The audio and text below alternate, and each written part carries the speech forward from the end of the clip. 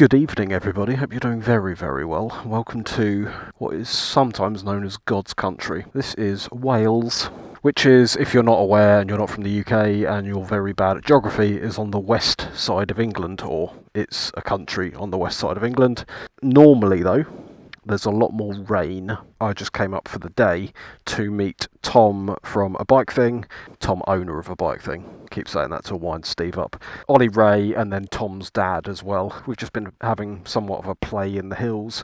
I've got about 200 miles to get home. We sort of met in Bilthwells and we worked our way up, and then they've gone off that way east towards home.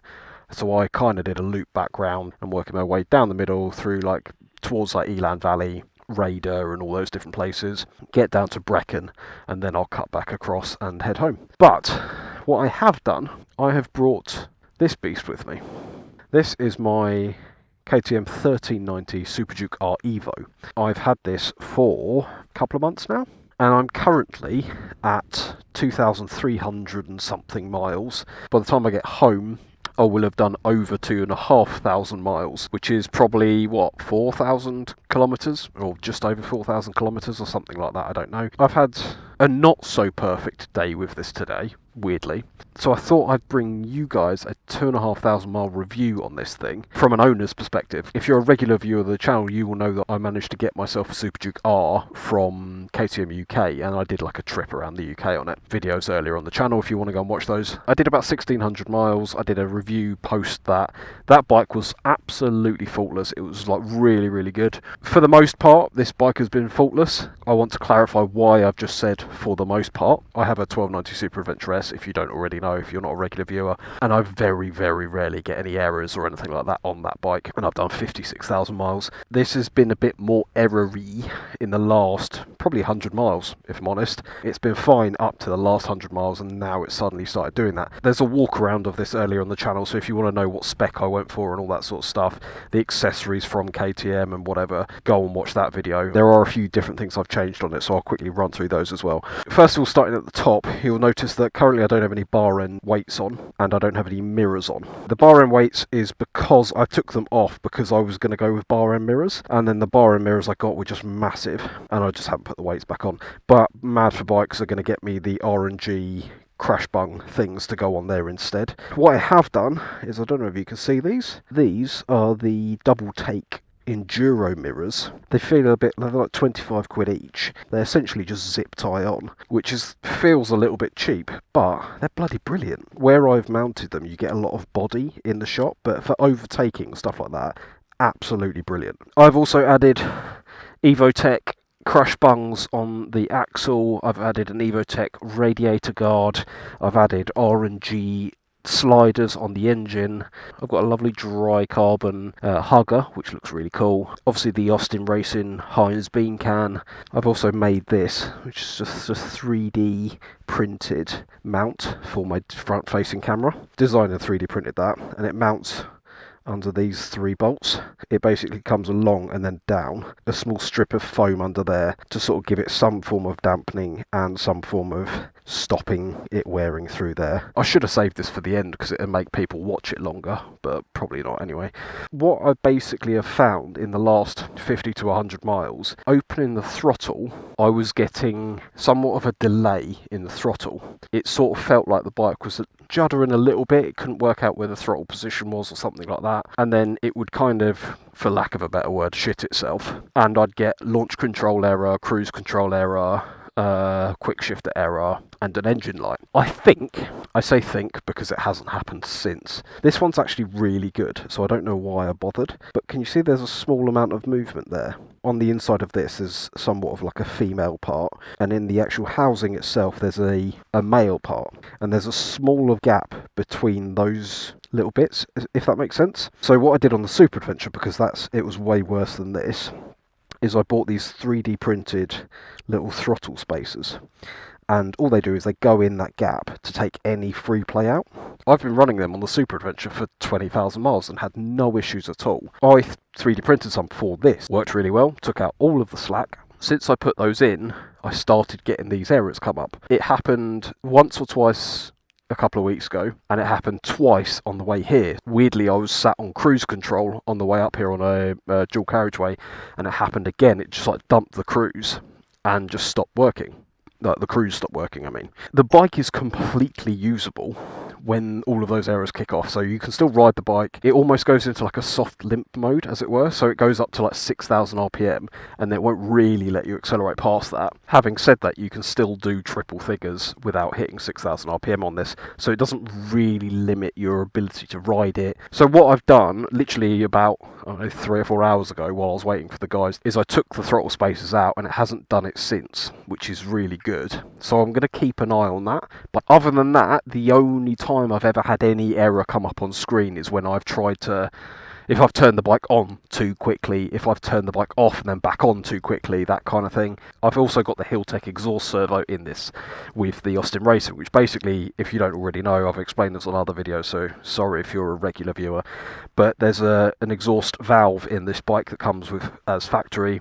I don't like bikes that are just stupid loud all the time, so I left that valve in place as an option to close the valve when I start it early in the morning. The other day, for example, I was messing around with a valve. The valve had been open, I came to a stop, I switched the valve back to normal operation, which is normally like halfway, and then I just turned the bike off. Next time I started it, I got these errors pop up on screen. I'm like, ugh. That is clearly because the bike has been halfway through doing the operation, I've just killed the power to it. All of the errors seem to come from when you're interrupting a process. It's exactly the same on pretty much every new bike nowadays. If you do not let it do its diagnostic process, if you don't let it do a complete process, it will shit itself. It will not like it. It happens on every bike. It's not just KTMs. They all kind of do it, unless you've got a Yamaha or a Japanese bike, weirdly. And then obviously you can clear all of those errors just by turning the bike off, leaving it 5 seconds or whatever for the bike to completely shut down, and then turning it back on, and then they go. Now, the one thing I don't like about the error codes and stuff coming up on this compared to my Super Adventure, for example, is that for some reason the engine warning light comes up, or engine check light, ECL, whatever you want to call it, that comes on with all of those errors. Now on the Super Adventure it does, but when you turn the bike off and on again, the engine light goes out. The engine light stays on this. The Super Dukes, the Super Adventures and everything, if you get an engine warning light, it takes 3 heat cycles to go away, or to turn itself off. And I think that's just the bike giving itself time to kind of make sure everything's, it's thrown an engine warning light, maybe there's a problem, so we'll just keep 3 heat cycles just to make sure everything's gone. Next time you come to a traffic lights or whatever, switch the bike off, wait for a couple of seconds, switch the bike on, all the other warnings are gone, the limp mode's gone, you can go back to using all of your riding modes again, all of your quick shifter and all that sort of stuff works again, you've still got the warning light. It just sits there reminding you that there was a problem with it, which just kind of niggles a little bit. Just a bit like, oh, will you sod off? So hopefully it's fine now, and it's just because I've put something in the bike that it doesn't like. Some people get warning lights when they put the exhaust servo in, some people don't. Some people get warning lights when they put an exhaust on, others don't. But again, the only thing that actually annoys me is the fact that the engine warning light comes on, and then it's there for 3 heat cycles, and that's just a bit irritating. Should we get on the road? Because if I keep telling you what annoys me about it now, you'll never finish the end of the video. So I'm going to talk about some good things. 30 years of Duke. 2,339 miles, and then when my phone connects, there you go, I've got 200 miles to get home. Start. Plug in. USB-C port. I know some people cringe at the fact that I've got a tank bag on this bike, but it's so useful for all of my YouTube crap that I have. Obviously I don't run it all the time. Phone charging, it's 5 o'clock and it's 30 degrees. Ugh. I do enjoy how much lighter this is than the Adventure, just because you can push it back like this and it's not really a problem. One thing I don't like, the turning circle is the same as most cruise ships. Now they're coming. Yeah, look, that mirror, see what I mean? It looks just through, you might not be able to see on this camera, it looks through that gap between my leg and my arm and my chest. It's not great for directly behind you, but they're sort of ideal for where you want to look, for like overtakes and stuff. I've kind of set everything up how I like it, And then once I've got it set up, I just leave it in performance mode, because it doesn't change anything on the bike, it just gives you access to change everything on the bike. I leave it in performance mode, which is basically the same as track but with all the ABSs and everything, and then I just set it up how I want it. Wheelie control is very high, sport suspension for today because we've been riding like twats, auto standard height, and then my slip control depends on the day and the road I'm on and all that sort of stuff. It's quite nice having the slip control and the wheelie control separate, which means you can do dank wooloos, obviously not on the public road, without turning your slip control down, which is really, really nice. In terms of ergonomics, tank range, that kind of thing, I mean, I've been on this bike since 7 AM this morning. My arse isn't sore, my back's not aching, my head's not aching, my neck's not aching or anything like that, so that's fine. It's going to be less comfortable than your GS's and your RTs and your Super Adventures and stuff like that. It's definitely going to be less comfortable. In terms of tank range, I've had everything from 200 miles out of a tank to 140, 150. It kind of guesstimates based on your last couple of tanks as well. So if you do 3 tanks of riding like a cock, and then you try and ride carefully, like I've only just filled up a minute ago, I've done 36 miles on this tank, and it says I've got 145 mile range. If I'd ridden carefully for the last 3 tanks, that would be 210, 220 miles to a tank. We're going to hunt these bikes down. Not that I condone this on a public road. This thing is so bloody quick as well.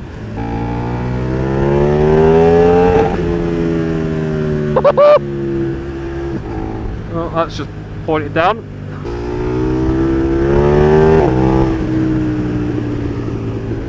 Oh, can you hear those pops? I'm not particularly confident in these tyres. I sort of said it a couple of times today to the guys. I just don't really have a huge amount of confidence in them, and I don't know whether... Oh, God.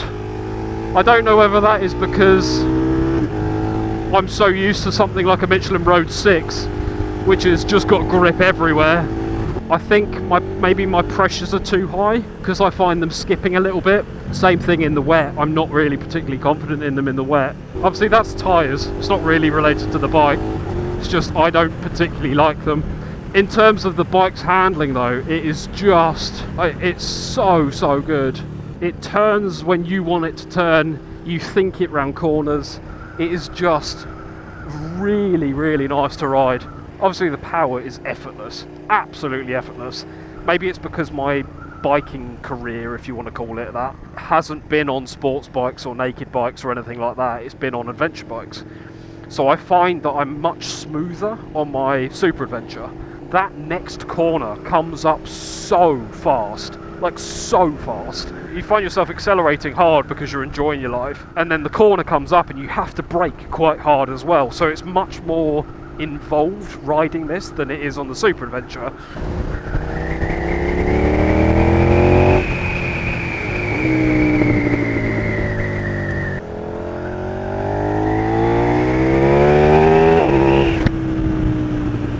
Now, something I will say, whilst I'm talking about speed and everything.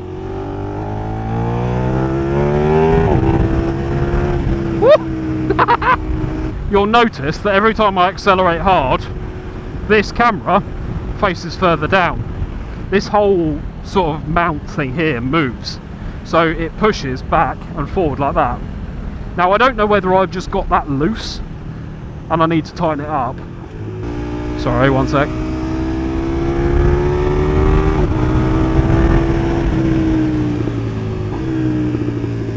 Oh my god. See this car over here, look how munted that car is. Suzuki Swift, or was at one point a Suzuki Swift.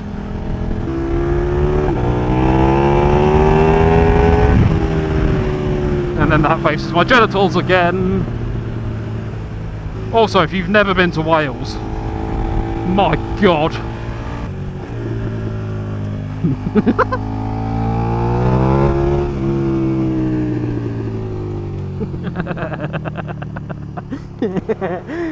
Today I've done about 400 miles and I've got another 190 to go, so it will be over a 500 mile day for me, and I am completely fine. Like, I'm doing 47 mpg even though you've just seen the riding I've been doing. There's no buffeting or anything like that off the screen, even though I've got this camera in the way. One thing I will talk about as well is the app, the KTM thingy app, whatever you call it, navigation app or whatever it's called. It's alright. You can see on screen here the nav is just turn by turn. So you've got a rough direction, you've got a time to destination, hello, time of arrival, and then you've got like a miles to, or miles or kilometres to your next turning. It will give you road names and things like that as well, which is quite useful. I guess this is what KTM have done the bigger screen for on the 1390 Super Duke GT, because there's a better version of navigation on there. I think that camera's just died. The battery is abnormal, please retry. I'll put on screen somewhere what the difference is between the premium version of the app and the non-premium version of the app, or the standard unpaid version of the app. Battery is abnormal. So's your mum, mate. There are some benefits, like you can import GPX files. Tom, owner of a bike thing that's not actually the owner of a bike thing, he sent me a GPX file earlier for today's route. I couldn't really open it on anything on this bike because most phone apps now, Kalimoto, My Route app and all that sort of stuff, you pretty much have to have the paid version of the app to import any GPX files, which is mildly irritating, but it's evidently exactly the same for the KTM app. You do get other benefits as well, like it will give you speed warnings and things like that. I was under the impression that if I pay for this app, which is 80 quid a year, it's 79.99 a year I think. If I'm in a 20, for example, like I am now, I'd get a little red and white circle or something that comes up on screen that just says 20 in it, like a speed, like it tells you what the speed is of the road. But no, apparently not. It's your right of way, you donut. Go, go, go, go.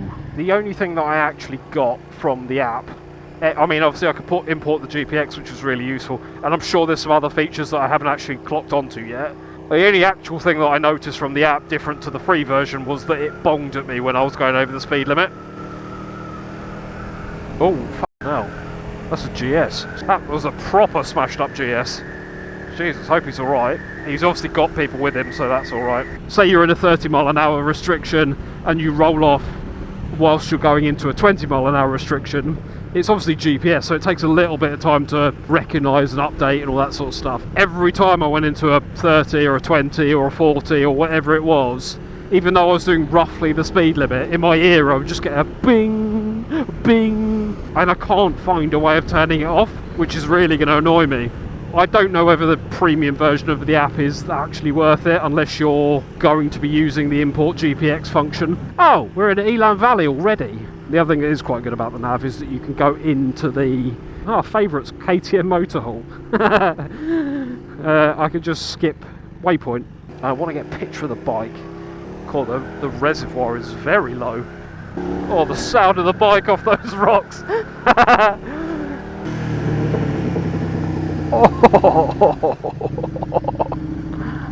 No cars. Yeah. Oh, that is a shot.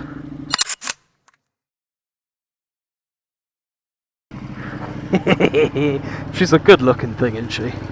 Really good. I've never seen this so low. Maybe they've been listening to Flow Rider. Do you know what? This has been a really nice day. Oh, sheep. Basically, Ollie messaged me the other day and just went, me and Tom are going to go Wales on Sunday. Do you reckon do you want to come with? And I went, yeah, all right then. I was talking to Mike about my weekend, and he went, oh, what are you up to this weekend? And I was like, I'm sure I'm meant to be doing something on Sunday, but I completely forgot. I couldn't remember for the life of me, and then I remembered about 8 o'clock last night, and I was like, oh yeah. I very much come from the world of adventure bikes, and I love adventure bikes. They're such versatile machines, like so good. My Super Adventure's got 56,000 miles on it. I could have traded it in for a new one, but at the moment that bike is kind of just become my commuting bike. My daily commute is 160 miles, or 170 miles. It's about 80 something miles each way. Luckily I don't have to do that very often. I only do it at the moment, because of my foot, I'm not doing it at all, but normally it's twice a week, maybe 3 times a week. It becomes very, very expensive to start riding like a dick all the time doing that. I must have like twisty roads on or something. This is not really a Super Duke road, is it? Let's be honest. I guess also the other thing with it is it costs quite a lot more. Like on my Super Adventure, if I'm careful or I don't ride like a twat, I can get 230, 240 miles out of a tank. If I ride like a tit the whole commute, I have to fill up in the morning, and then I also have to fill up when I get home in the evening. Because of that, you're doing 300 miles a week relatively sensibly. When you get to the weekends, you don't really lust to ride the bike in a weird way. Like, I love riding the Super Adventure, but I just don't really, I just don't really have that buzz for riding it at the weekend anymore. So that's kind of where I wanted this bike to fill the gap. And I think, well, I very, very much know that it has filled that gap absolutely perfectly. It ticks every box I want in that category. My favourite sound on this, you have to be above 7,000 or 8,000 RPM. It's when you're also in cam shift mode, where like it swaps to the high lift cam, and you roll off, like when you're going quick, and you drop down a couple of gears. The noise of it sounds very, very V4, and I'm sure it's got a similar firing order to a V4, but obviously half the cylinders. But the noise of it is sublime. I'll see if I can show you actually.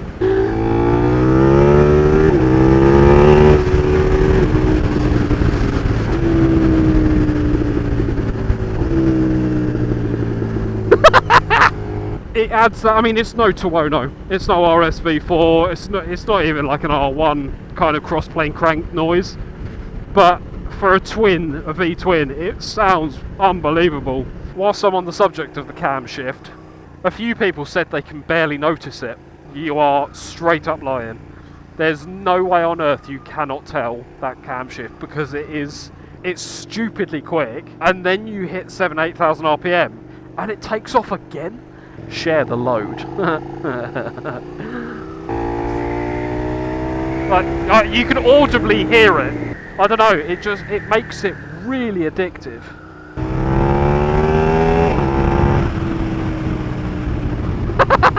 It's so bloody quick.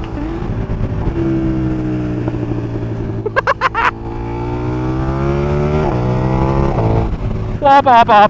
Even with the little things that bug me, this doing this, and the fact that if a warning light does come on, the engine light comes on, and it stays on for 3 heat cycles. If it's stuff like that, yeah, it's annoying. But if someone said to me, "Oh, it's a KTM, it's riddled with problems," I'd be like, "No, absolutely not." Like when I rode the M1000R, I got more annoyed at that, because every time you were like more than 3 steps away from the bike, you'd get a massive thing coming up on screen going, "Key out of range, key out of range," and it was a massive like full screen error code that comes up, and you're like, "Oh, I'm literally taking a picture of the bike, sod off." Just pops and bangs so much. That's a very, very everyday thing, just taking more than 2 steps away from the bike, and that would annoy me more than once every 2 months or 3 months or whatever you stall it and a light comes on, or whatever, and a warning light comes on.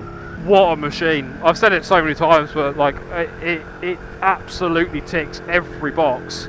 Weirdly, when I had the bike from KTM, obviously I did a lot of motorway mileage on that when I was going up to Scotland and whatever.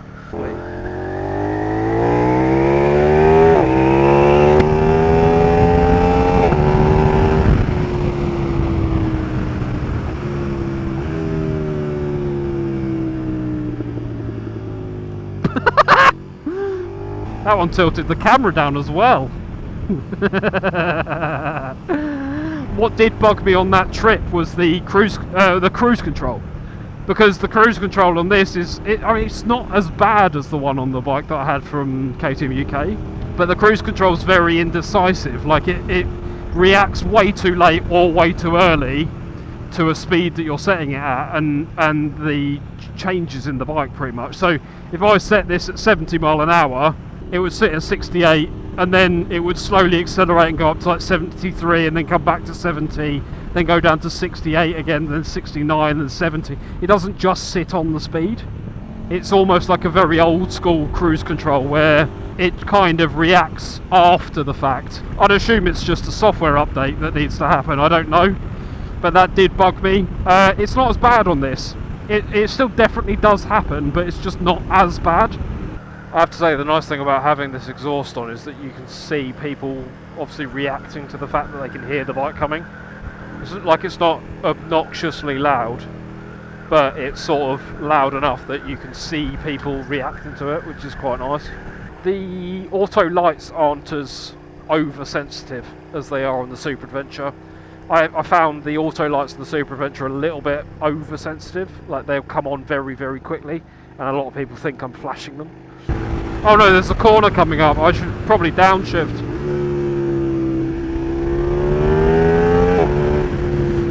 Stop looking at my cock.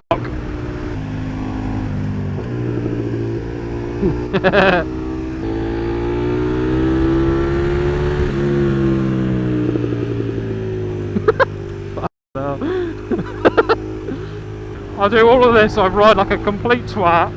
Obviously I'm limiting what I do on camera because it's on camera. I'll fill up just before I get out of Wales, and then I'll sit on the motorway cruise control on music playing.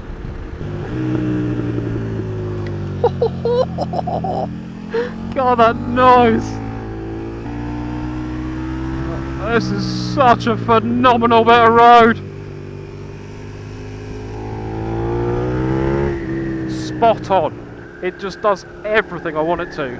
And it kind of, all of that just makes you completely forget any annoying little things about it. And I mean, it is very mildly irritating. It's not like it's a game changer in any form, but if it no longer kicks off now I've taken the throttle space route, then fine. And also, is now the time to buy a KTM? 100%. The deals you can get on KTMs at the moment, after they've just come out of their refinancing, restructuring sort of process, because of the timing that refinancing happened, there's also a lot of pre-reg 2024 bikes. They don't meet Euro 6 regulations, so they have to sell them, and they have to sell them cheap. So it's almost the perfect time to buy one. They're likely going to throw extras in for you to sweeten the deal a little bit, on top of an already competitively priced bike. 20, 30, 40% less than you would do if it was full retail price. There's obviously somewhat of a road ahead financially for KTM, obviously, but they're out of the sort of worst of it now, I guess. I've got a 4-year warranty on this. The PCB, the finance deal, it's a ridiculously good finance deal for what I'm getting.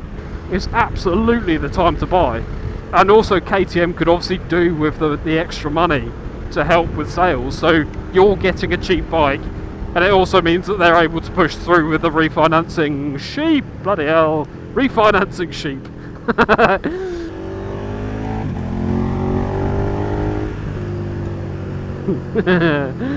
One thing I will mention before I sign off, I was riding at night a while back. Honestly, the headlights on this bike are the best I've ever used on any motorbike. Or to be fair, they're the best I've ever used in any vehicle. Really nice sort of bolt straight beam pattern. Really super bright. The backlit switch is obviously a great thing. Brake lights are so bright as well that you can see them as you're braking quite easily.